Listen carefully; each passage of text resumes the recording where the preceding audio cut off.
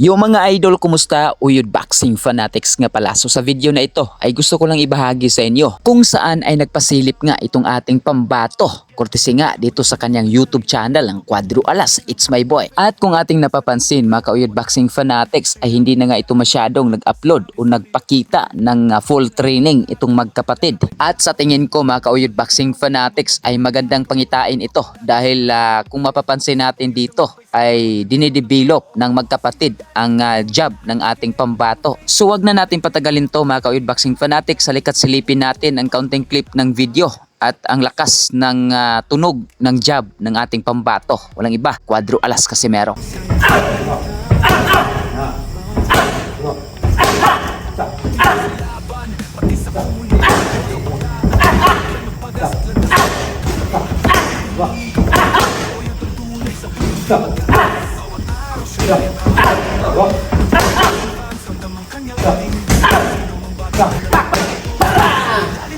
At sa kabilang banda, mga ka-Uyod Boxing Fanatics, kayo na lang bahalang umusga sa mga nagsasabi dyan na hindi daw kilala o sikat si Cuadro Alas Casimero, particular dito sa bansang Japan.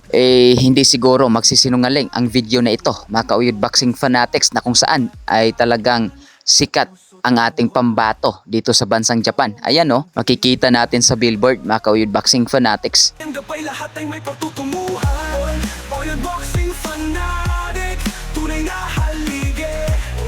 Walang fake news, lahat ay real talk lagi. Nagpapakain, tumutulong pa sa kabataan. Sa puso't kawa, ikaw ang sandigan.